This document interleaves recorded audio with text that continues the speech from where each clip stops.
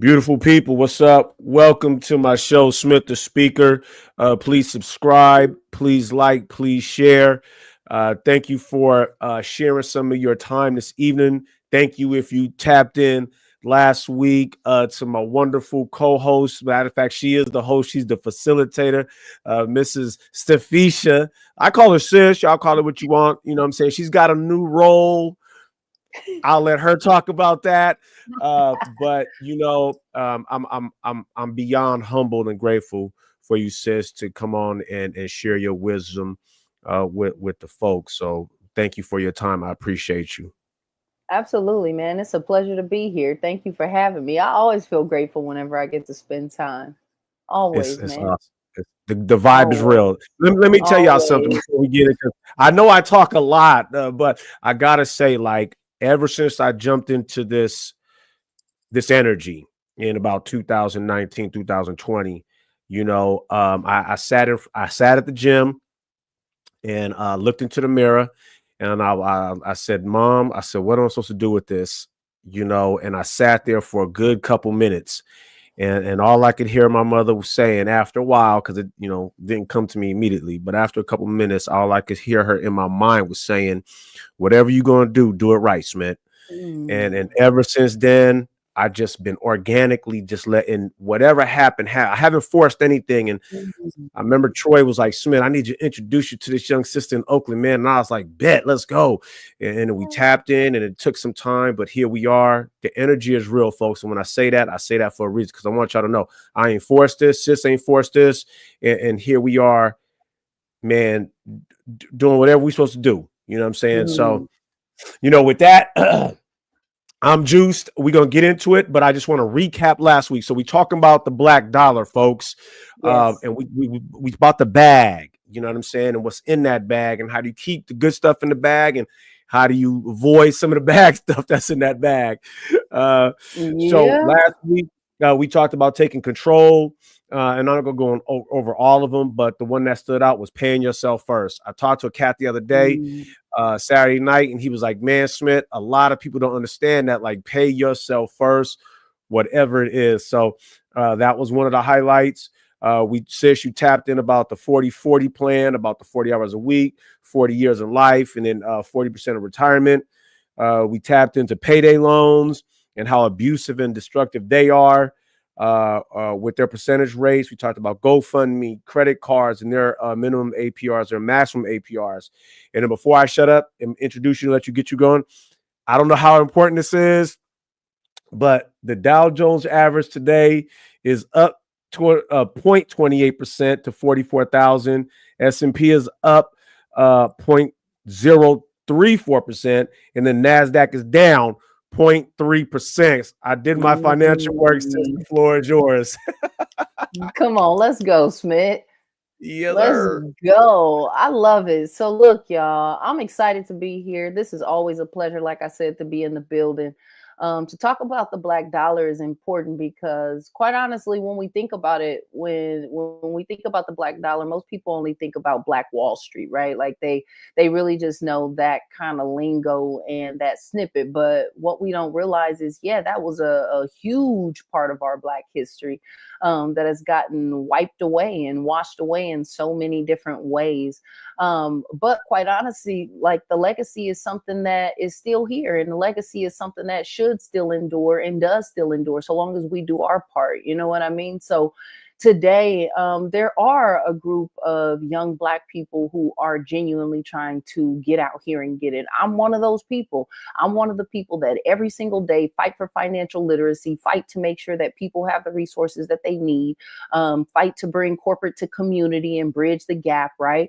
We always talk about, okay, well, if I make it, I'm gonna make sure I give back. How? You don't have to be a millionaire in order to give back. So what I do is I take the knowledge and the resources that I gain at the corporate level, and then I bring them back to my community because quite honestly, like I heard about this group called the MDIs, and it's the Minority Depository Institutions. And it's a group of institutions who are literally trying to, bring us to parity, bring us to a point where we have just as much wealth as every other ethnicity that's around us. And quite honestly, it's needed and it's necessary because, we have been behind for a long time.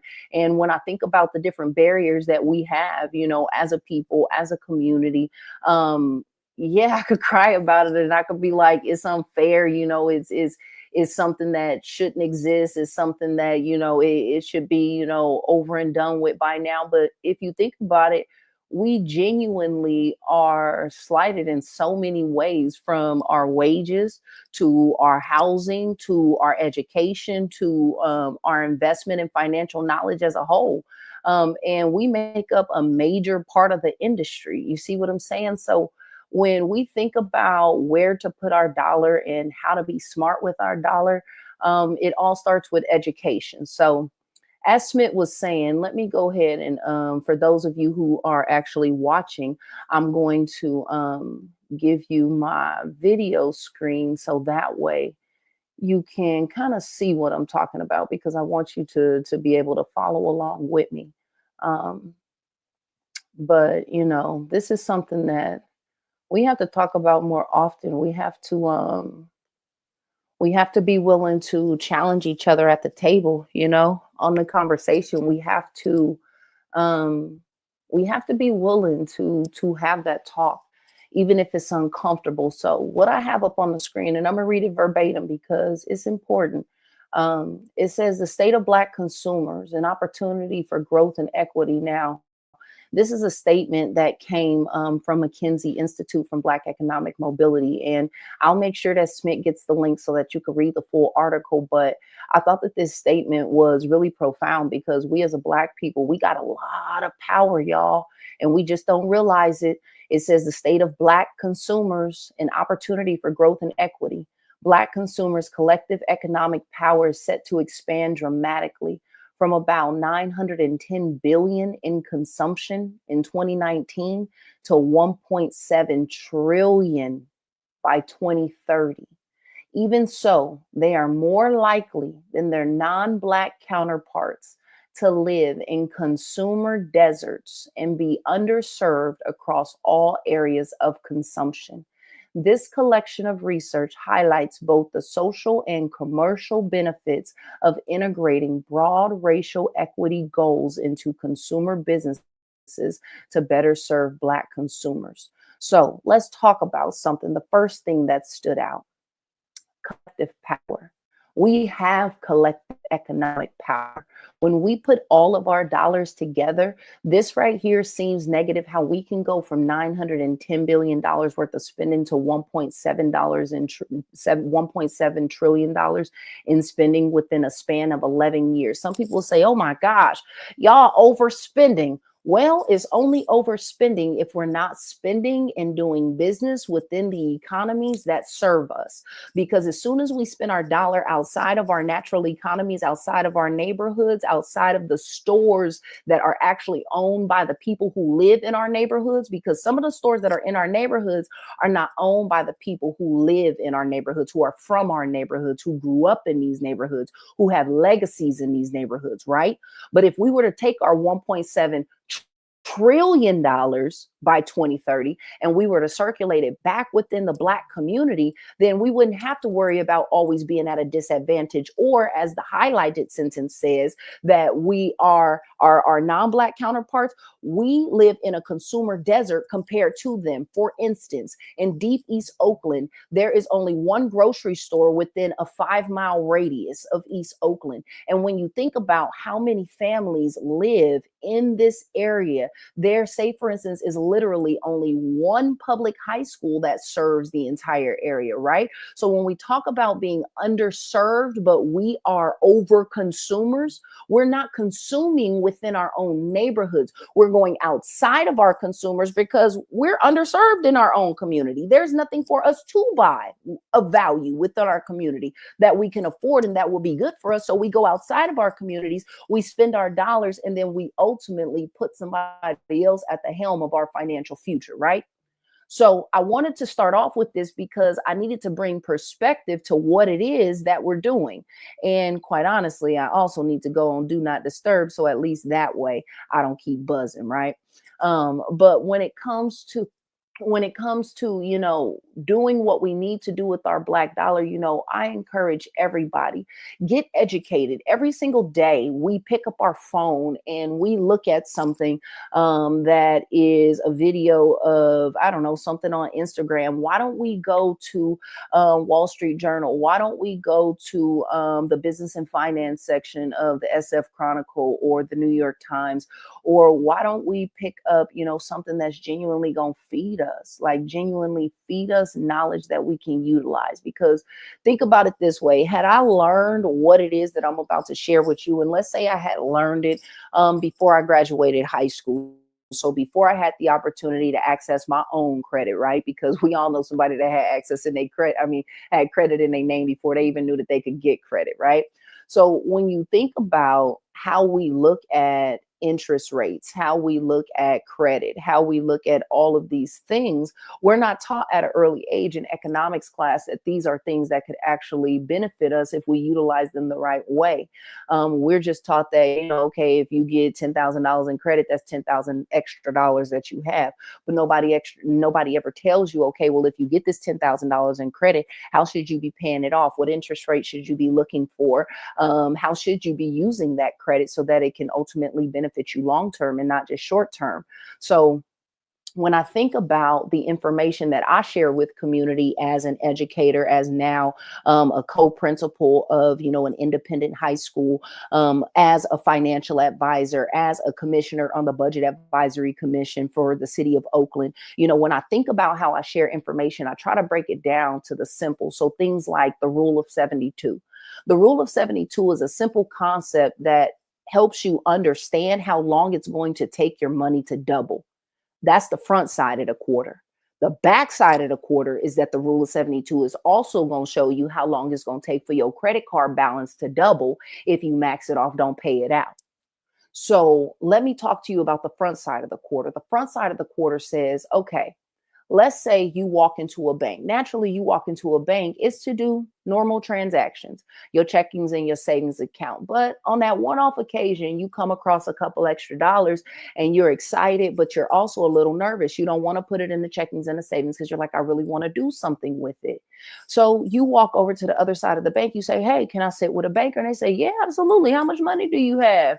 And you're like, well, I got about 10 grand. They're like, oh, yeah, absolutely. Don't worry about the checkings and the savings account. We're just going to take you over here. You talk to a private banker. You sit down. You get excited. They put you into an account. You get 3%. Now, you're excited about this 3% because it's much better than the 0.1% that you just got on your checkings or your savings account. But what you don't understand is that the rule of 72 says if you take the number 72 and you divide it by any interest rate, you will then know approximately how long it's going to take for your money to double. So you walk out excited because that 3% is more than 0.1. But the only reason they gave you 3% is because they know that they can get more than 3% and keep the difference. So what happens is you put your $10,000 into a high yield savings account. And yeah, I got my air quotes. You put it into this high yield savings account, you get 3%. You come back 4 or 5 years later and you're like, man, my money grew a little bit, but I don't see a whole lot. Well, that's because 72 divided by 3 is 24. That means that it's naturally going to take 24 years for your money to double. So when you think about that compared to, say, for instance, maybe the 6% you might be getting through your retirement account at your job, or maybe the 9 to 12% that our economy has averaged since the 1920s, you think about interest rates like that and you're like, man, I don't know, Steph. I heard that the economy is doing kind of bad, and I'm not sure if I really should be investing right now. Well, let me tell you something. You can play double dutch if you want to. Half the time you're gonna be able to jump in, half the time you're not gonna be able to jump in. Investing is not about timing the market, like when should I invest? No, it's about your time spent in the market, and that's something that I learned from a great coach by the name of Howard Lashner, and he's on top Forbes top 100, right, for advisors, and he's absolutely phenomenal. So when you think about investing, it should be something that becomes second nature to you. It's like muscle memory. It's like brushing your teeth in the morning, washing your face. It's like taking a shower. It's like picking your kids up from school. Your investing is something that you do like clockwork, right? So don't be nervous to get what it is that the banks or financial institutions are getting on your money, because if you're scared to take the risk that they're willing to take, then you're just going to be in the position to only be guaranteed what it is that they're willing to give you, which is that 3% or that 0.1. Because if you fast forward and you look at, okay, what if you actually got what it is that the economy could give you? Or maybe in this example, let's say, for instance, you got 12%, 72 divided by 12, that's 6. So as opposed to waiting for your money to double every 24 years, you can have your money double every 6 years, which means that now in your lifetime, you have more doubling periods. And now you can really see your money grow and manifest in a way that's going to help you retire later on in life. But what happens is we get nervous about investing in the economy, right? Which is nothing but investing in the shoes that's on your feet, Nike, which is investing in the phone that you have, Apple, Samsung, Google. Now, this is not me telling you to go invest in those things. This is not investment advice. This is me just telling you that the same things that you consume are the same things that you should be an owner of.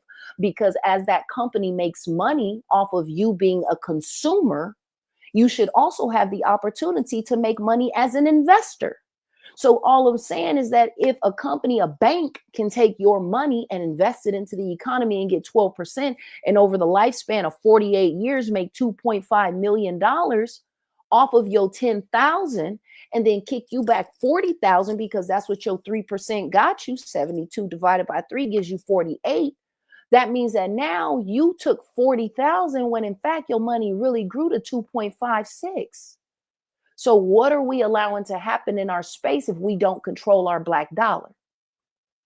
When it comes to deciding where to put your money, yes, you need a bank account for your everyday transactions. Yes, you need a bank account to, pay your PG&E, to pay your rent, to make sure you got gas in the car, to make sure the kids got lunch money and all that great stuff, right? Your $200-300 emergency. But your bank account is not where your compound interest lives. That's not where your money is going to double excessively for your benefit. It's not.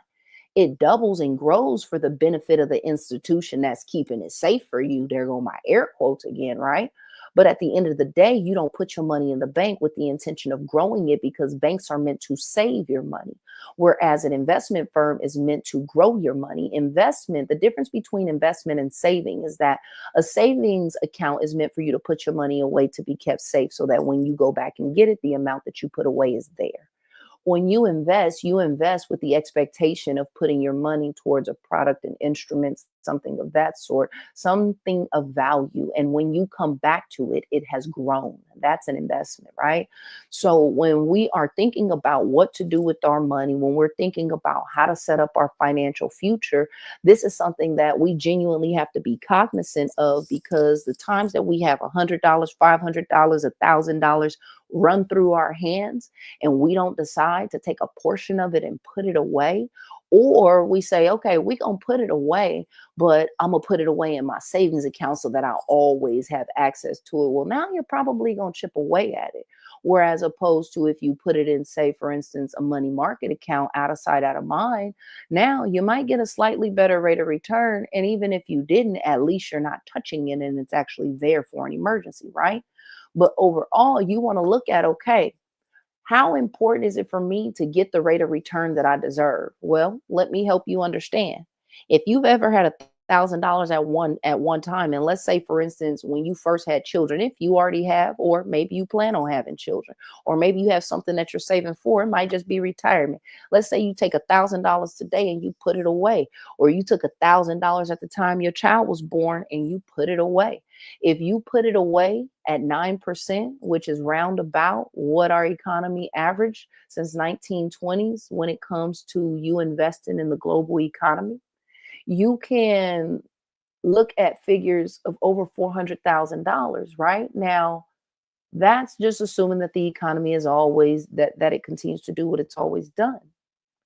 But let's say, for instance, you were like, well, okay, the 9% is cool, but I don't know, Steph. That makes me a little bit nervous to invest in the economy, to invest in, Nike and Costco and all these other companies. Like, I don't know. I don't know. I'd rather just leave all my money at my job and my retirement account. They're safe. It's, 5 to 6%. And now I'm not telling you to leave all your money at your job, but some people decide to do that. And if you did that and you got a 5 to 6% rate of return, you just cut yourself $350,000 out of the game, because the difference in your 3% interest amounted to $350,000 for you. And then take it a step further. Let's say you just left it in the bank. Instead of the $400,000 that you could have had, now you have $7,500.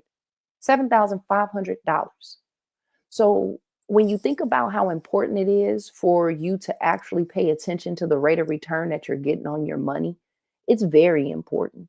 Furthermore, it's important for you to understand what institutions not only give you a great rate of return, but also will build a great relationship with you.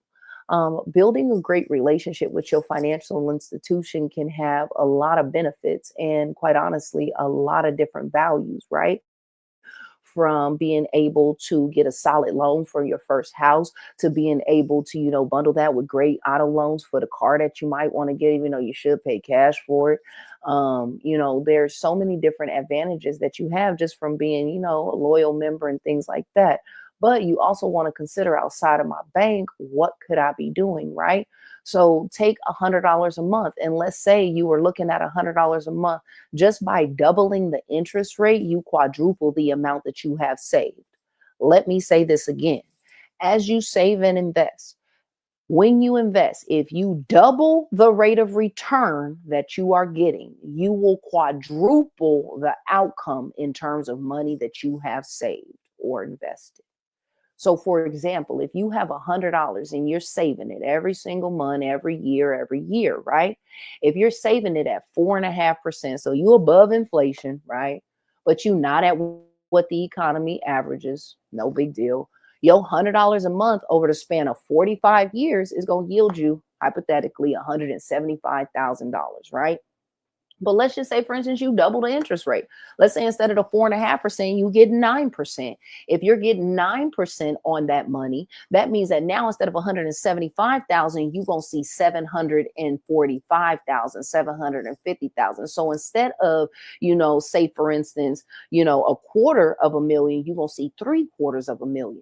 And this is something that we really have to start to understand, because if you think about the opposite and the inverse of this, and I'm going to take you back to this because now I want you to understand how interest rates will work against you, right? Let's say, for instance, you have that $10,000 credit card. Now, it's not something that is given to you. You didn't just come up on a $10,000 bonus. You didn't just get, sign a $10,000 contract and money that you're putting away. No, you have a $10,000 debt, meaning that you didn't pay off what it is that you owe, but the interest rate on your credit card was 12%. Well, 72 divided by 12, once again, is 6, which means that if you don't pay your $10,000 credit card balance off in 6 years, your balance has doubled. And in another 6 years, it's going to double again to 40, all the way out until now you don't know what to do. So when you think about student loan debt, when you think about credit card debt, when you think about the interest rate you're willing to accept on your car, right? Over 5 years, 7 years, like, you got to think about, what is this actually doing to you? So interest rates are important because let's say, for instance, you could have gotten a 5% interest rate on the car that you bought, but instead you decided to take, the 10% interest rate because you didn't want to haggle no more, so on and so forth.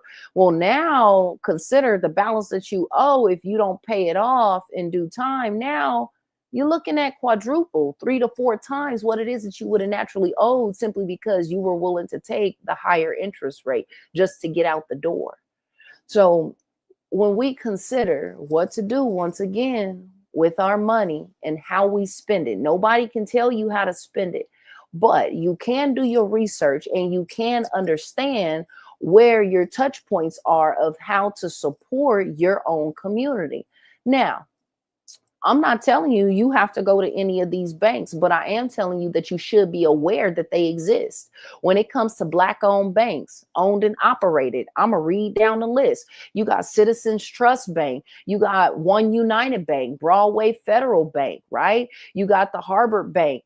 You got Adelphi Bank, Optus Bank, United Bank of Philadelphia, Commonwealth National, Carver State Bank, Citizens Savings Bank, Industrial Bank, All-America Bank, Bank and Trust Co., Unity National Bank, GM Bank, Mechanics and Farmers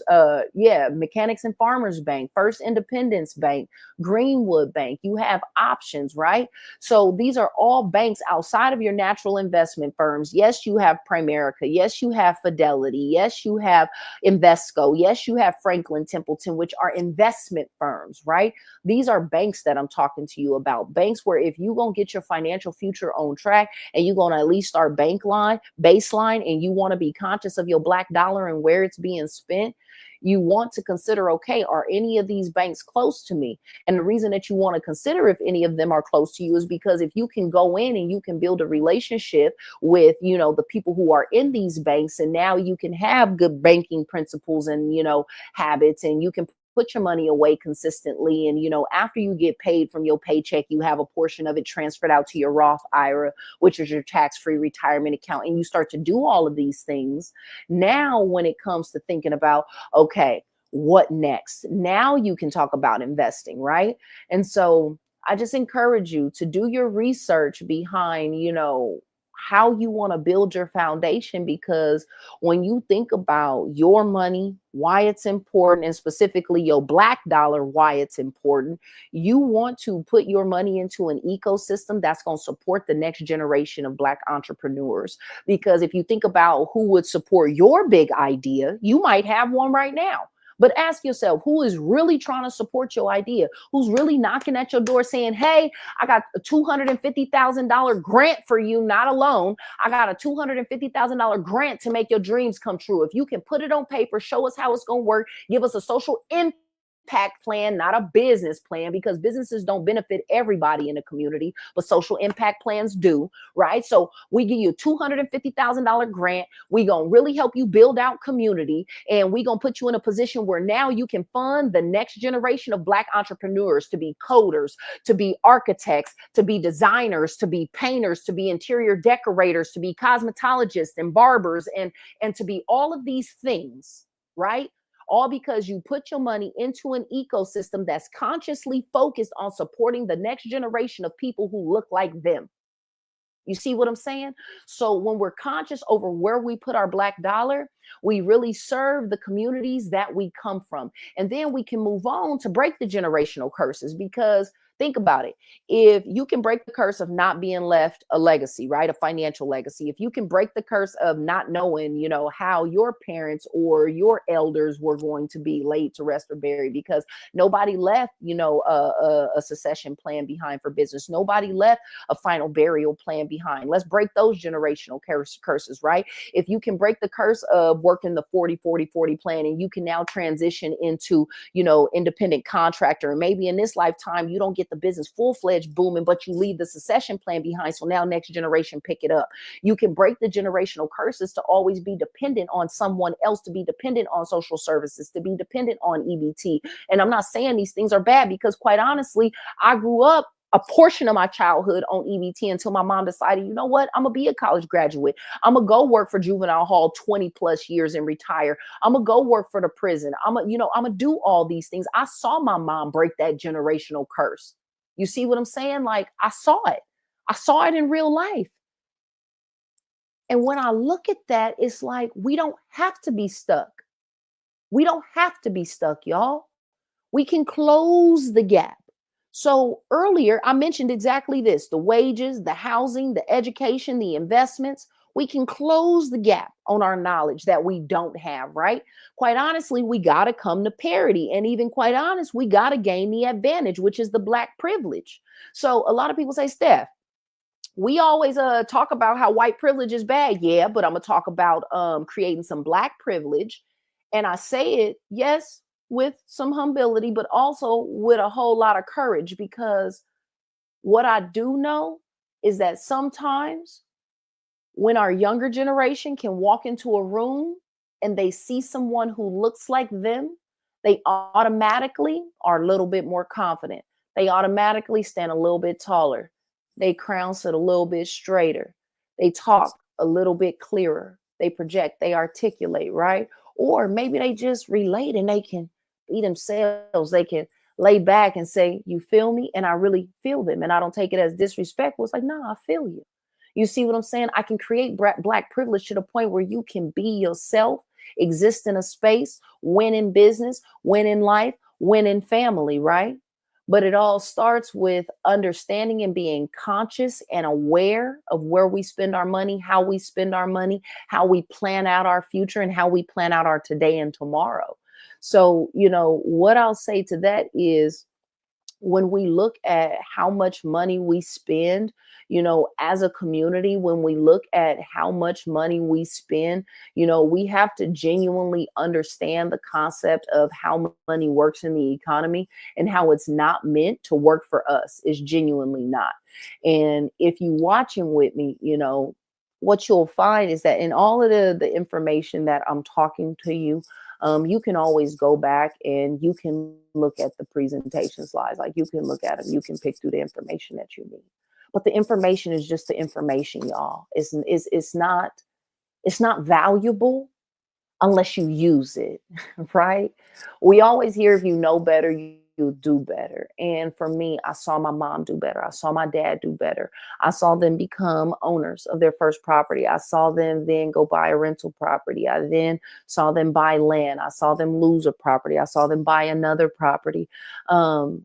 Me, myself, I've had the opportunity to go on the land auctions where people have unfortunately defaulted on their taxes. And now there's a lien on the house, right? Or there's a lien on the property or the parcel. And now you can go bid on that parcel. And so long as you hit minimum bid and you have winning bid and you put down your reserve of probably about no less than 3,500, no more than 7,000. Mine was 5,000. I put that reserve down, and when I won my bid, it came right out of the reserve. Now I'm a landowner, right?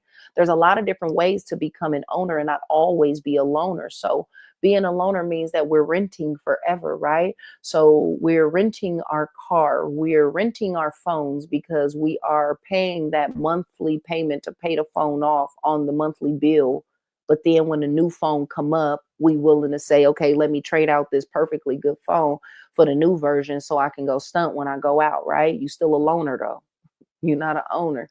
I had an iPhone 10 all the way to the 15 came out. And even when the 15 came out, I got the 14 because it was like $450 cheaper. You see what I'm saying? So are you an owner or a loaner? Are you going to rent forever? Maybe you don't want to be an owner. Okay, that's cool. Maybe you want to live in an apartment and not have to worry about, or a townhouse or something, not have to worry about the individual maintenance by yourself.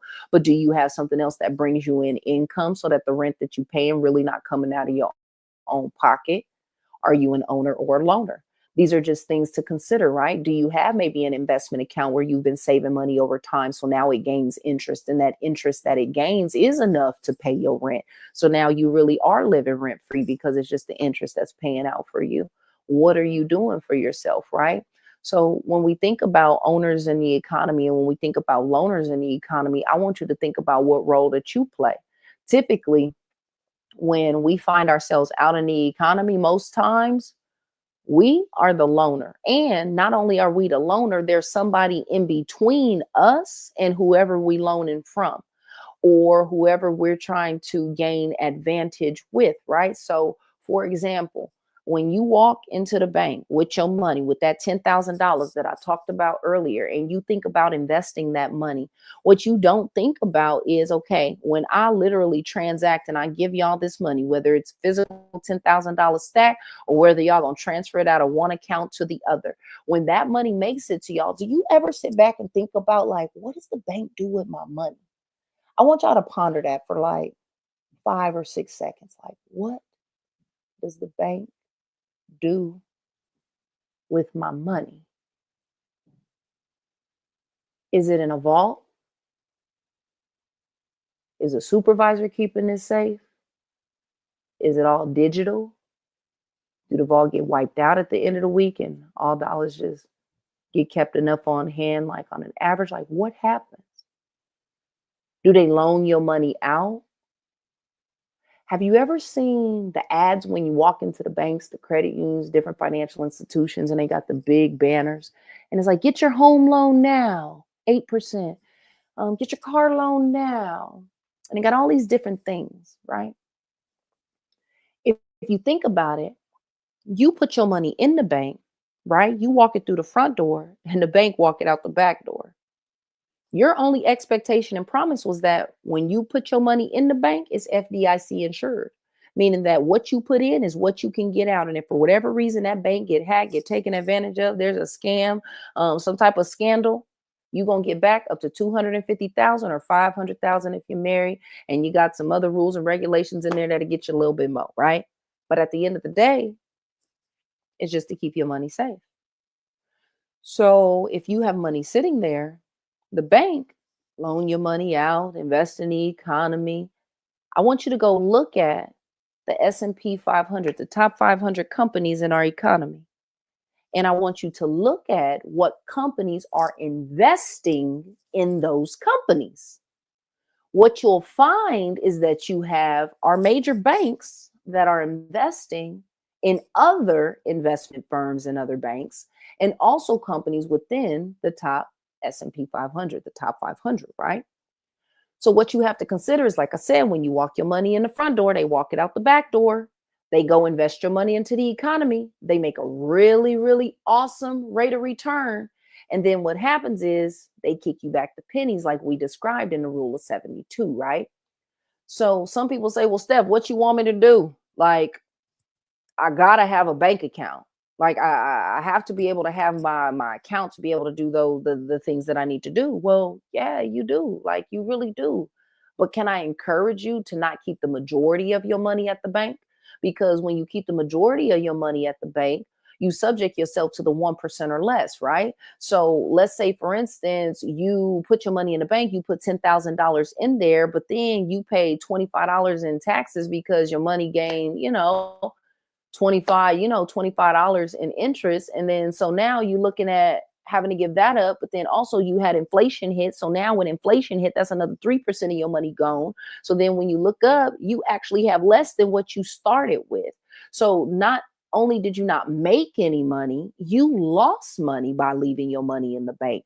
If your money is not gaining a rate of return that is better than what inflation is, you are automatically losing. So through the years in the pandemic, we had some years where we were literally at 7% inflation, 7.5% inflation, 6%, 5%, 4%, right? And we had some investments that were literally 1%, 2%, 3%. So yeah, it grew 1%, 2%, 3%, but it lost buying power, meaning that you can't walk into the grocery store with your same $50 and come out with a whole basket full of groceries. It don't have the same buying power anymore. You see what I'm saying? So when you think about, okay, My money is going to lose buying power over time. I need to make sure that my rate of return is solid. You should be asking yourself, where are all the different money or all the different places that I have money, from my Robinhood to my stash account, to my bank account, to my credit union, to my job retirement account, to my deferred compensation, to the money, to the mattress money, to the coffee can, to the kids' college savings, to every single account that you have. You should be asking yourself, what is my rate of return?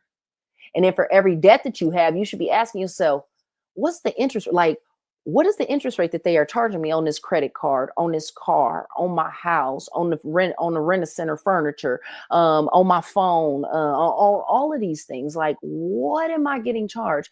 And then think about it. If you average out the rates of return of your investments, and you average out the rates of return of your debts, and you look at them, if your debts have a higher rate than your investments, you know you automatically losing. You got to really do something different, right? And if you say, Steph, that's too much math, okay, sit down with a financial professional, figure out the best place to put your money, because based on the rate of returns that you get, that's going to determine how fast or how quickly your money grows. So some examples for you. You can invest, and these are just examples. I'm not telling you to invest your money in these things. This is not investment advice, but you can put your money in, say, the S&P 500. You could put your money in bonds. You could put your money in 30-day T-bills. You could put your money in a regular coffee can on your counter, and you can literally just watch it sit and let inflation eat at it, right? So the S&P 500 are all the top performing companies within our economy. So if you invest in Starbucks, in Nike, in Google, in Apple, in Microsoft, in all of these different companies, and they booming and they got high profit, profit margins, and, they willing to kick out dividends, and they're doing all of these things, and they, are given a rate of return of say 10% on average. When you invest in these companies, then your $10,000 that you invest, let's say for instance, over time now grows, and you are doing a whole lot better than if you would have put it in bonds, 5%, 30-day T-bills, 2%, inflation, 2%, eat your money up, right? So you want to be conscious and cognizant, once again, of the rate of return that you are getting on your money or not getting on your money, because the rate of return that you have will determine the level of goals you're able to obtain. Because if you think about it, the last time, we got together, we chatted about the amount of money we make over a lifetime. Let's say we made on average $50,000 a year, and we've already worked, say 20 years, you do the math, you're supposed to have a certain amount of money saved. You see what I'm saying? So if you're supposed to have, 10% of that saved, and let's say, for instance, you're supposed to have $100,000 saved, and you don't because you haven't been able to save that 10%. Well, now you got to play catch up. And not only do you have to play catch up, you have to put more money away, right? So when you think about how do I structure, like how do I put everything together in a way that's actually going to allow me to feel secure, that's going to allow me to not feel wobbly, I want you to think about a stool. Like think about a three-legged stool, right? For a long time, for a very long time, people have not only told you that the 40-40-40 plan was a good thing, but they also told you that within that 40-40-40 plan, don't worry, you're going to get Social Security. Don't worry, you're going to get a pension from your company. They're going to take care of you so long as you stay with them. And, as long as you have a good job, you should be able to save a couple extra dollars on the side. Those are all three things that we've been able to count on, right? But if you think about it, some of these things are not so secure anymore because you have very few companies that actually offer a pension. And some people say, well, what's a pension? If you kind of new school and you listen, and you're like, what's a pension? Well, a pension is that thing where when you work for a certain number of years, you in a job, you agree. They say, okay, you work this number of years, we're going to retire you at this age. You're going to be able to collect X amount of dollars every single month for the rest of your life until the day that you pass away. Don't worry about a thing. You retire, you go about your way, right? Well, nowadays, that kind of really doesn't exist much anymore. And so what you have to think about is if your job is not going to take care of you, you have to take care of you. So rather than have company pensions, you might just have to make sure you have two more prongs on that stool, right? So instead of the company pension, you got the Roth IRA, but then you also have whatever the retirement account is that your job gives you, which is going to be tax deferred, which means you're going to pay taxes later. So you got a tax free in the Roth IRA, and then you got a tax deferred, which we talked about, right, last session. But then your personal savings, this is something where you have to know, we going back to what Smith reminded us of, right, which was the number one thing: pay yourself first. If you pay yourself first, and that's always the thing that you focus on, you'll always remember that. Okay, you know what? Nobody's going to retire me if I don't retire me. Nobody's going to send my kids to college if, I don't send them to college, or at least help them get scholarships. Nobody's going to take care of us unless we take care of us. So I got to make sure my black dollars stay in my pocket, within my ecosystem, or within reach. So that way, when I need it, I can be taken care of, right? And then in terms of your Social Security, I ain't saying it's going, but I ain't saying it's going to be there either, right? So you have to make sure that if you have the opportunity to put away extra dollars for you, and you have the opportunity to put those dollars away within a system that's actually going to gain interest for your benefit, that you do that. Because with our consumerism going up, what are we really doing with our dollars? Part of it is inflation, which makes the number look a little bit bigger, but part of it is because we consume more. So rather than consuming more, why don't we save more? Why don't we invest more, right? Why don't we plan more? And that will put us in a position to genuinely feel comfortable about where we're headed. So I'm going to skip these quizzes because I know some of y'all not playing with it. Sometimes I like to do a pop quiz, but I want to end on this part before we transition out for tonight. So some people say, okay, well, Steph, that's all cool. And, thanks for giving me all of this information, and thanks for telling me to invest, but I don't trust them investments in the economy. Like, no, thank you. And I say, okay, well, do your research, do your research. And they say, well, what's the safest investment? What I'm going to tell you is there are no safe investments, right? An investment always comes with some level of risk. But you have to ask yourself, do you want the bank to take the risk and get the reward? Or are you willing to step into the arena and at least assume some of the risk so that you can get some of the reward, if not all of it, right? So one of the things that we teach and we educate on is something called a mutual fund. So I want you to think about it this way. And quite honestly, I want to see faces when I talk to y'all about this. So, or not even faces. I forget. Look, we on live, so I can't see y'all faces. Anywho, when we talk about mutual funds, I want y'all to think about it this way. A mutual fund is like taking a collection of stocks, and rather than investing in one company, you invest in multiple companies at the same time. So I want you to think about where you shop, right? Where you buy your groceries, where you might buy your next pair of shoes, where, you got your phone from. You could either opt to, say, for instance, only invest in Nike as a company because those are the shoes that you like, right? So that's what you decide to do. Or you could say, you know what? I'm going to invest in Nike, but I'm also investing in Adidas. And even though I shop at Food for Less, I'm going to also invest in Safeway. And even though I have Apple, I'm going to also invest in Samsung. And even though I have a MacBook, I'm going to also invest in, Macintosh or whatever it is, right? Even though there's one company that does it well, there's always another company that's a competitor. So in a mutual fund, individual investors like yourself says, okay, you know what? We're going to invest our money in a fund, in a mutual fund, where we're investing in a collection of companies. So this collection of companies is going to be anywhere from 150 to 300, 400 companies, right? So if I take my $100 all pulled together, my $100 just got dispersed between all these different companies, and I'm investing in all these companies within one mutual fund, right? So now my money, along with your money, along with his money, along with their money, all amount to about, $2 billion. So now our $2 billion is being invested collectively in working in the economy. And then when we invest our money into this mutual fund, and then the mutual fund is invested in the companies and so on and so forth. And then these companies have great revenue, great profit. They then declare what we call dividends, which is money that we now get because we were investors or owners in those companies by way of the mutual fund, Because remember, when you invest money, that's you actually becoming an owner in that company that you invested in. So when we became owners, our company made money. Thank you. Pay me. So now the money comes back to you, right?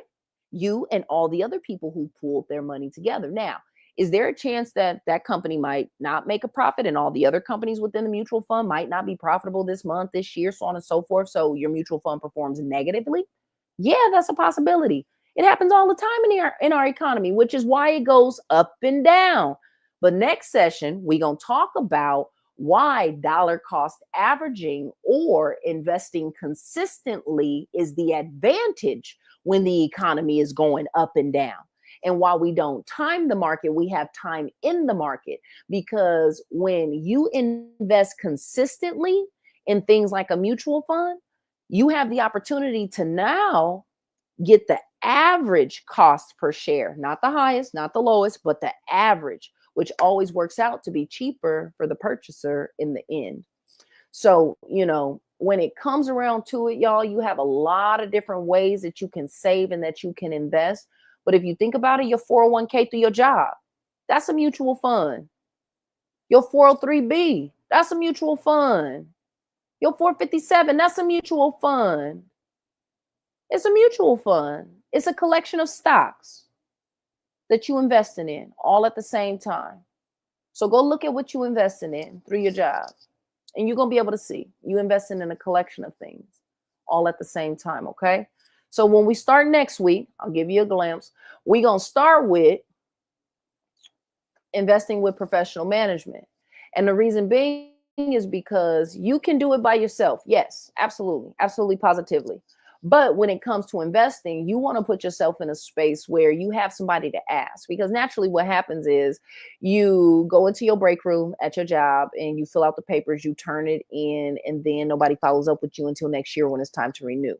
Or you go into your bank, you find yourself on the other side with, the banker that's sitting down at the desk. They open a couple things for you. They give you the papers. You sit them in the corner. You never follow up until it's time to retire. Or you just don't do anything at all because you don't know who to trust. You don't know who to call. And so for me, what I found is that you may not always feel 1,000% confident in your decisions, but if you have someone who you can collaboratively think with, who you can get in a think tank with, who you can ask questions of, that's where you get confident in your stride. And you got to start small. You see what I'm saying? So start small with something that, is a goal of yours. Maybe is buying the $500 guitar and it's going to take you saving $50 a week for 10 weeks. Can you do it consistently? You see what I'm saying? Start with something like that and then just work your way up. Man, Smith, what's going on, sir? Sis, boy, hey, you be on point with the title. Hey, you know what? So I don't want to get off subject, but way while me and my boys had a show. It was called The Third Show.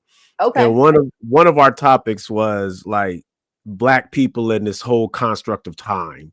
And one of my things was, if people think we're going to be late because we're on Colored People Time, why we tripping on it? Let's just show up where we going to show up. You know what I'm saying? So, but I do want to acknowledge your time and thank you for being on schedule. I do want to. We had a question, and I think the gentleman was trying to ask. The question was, where can I find a compound interest institution? I don't know if you phrased that properly, but does that make sense? Yeah, like a institution that will offer you some level of compound interest, right? Yeah. So all major, I'm not going to say all, I'll take that word back. Most financial institutions will give you an interest rate based on either how much you invest, what you invest in, or the level of investor that you are with their institution. And so you can look at companies, for me, the companies that I represent, right? So Primerica Shareholder Services on our platform, we have Franklin Templeton, we have Nuveen, we have Bright House, we have Invesco, we have Fidelity, we have some absolutely amazing companies that we work with. And, through those companies, we have the opportunity to open up all retirement accounts, college savings accounts, annuities, variable annuities, basically all things that a person will need to be financially set. And in majority of those products, you do get compound interest. And so your interest will compound, whether it be monthly, which you will see on the statement, whether it be quarterly, which is every 3 months, semi-annually, which is every 6 months, or annually, which is every year. And then in some investment accounts, you have it to where you get short-term and long-term capital gains. So you get to eat 3 times. So you eat 3 times because you're getting this dividend that you're getting quarterly or semi-annually, whatever it is. But then if you've had an investment, maybe you held it less than 12 months, but the investment company and, those firms issued, more interest, you held it for less than 12 months, that's your interest to gain if you had it on the trade date. And then you could get long-term interest if you held that investment for more than 12 months and they declared a dividend. So you can eat 3 times, but check this. Most people don't know. You can get an investment license by studying online through FINRA, and you can get that investment license, become the agent of record of your own investments. Come And on rather now. than letting somebody else collect the trail on your money, the person that you only see once a year in the break room, you can collect a 4th time. You can now eat 4 times off of your own money. I'm the agent of record of my own investments, y'all. And you might not know exactly what to do at first all the time, but that's why you have a coach. Hey, free game, babe. Hey, listen, the captain of the ship. I'm the captain of my bag. That's Hey, captain of gotta my get it. bag. Sis, thank you so much. I want to be respectful of your time. I do just want to repeat some things that because I was taking notes.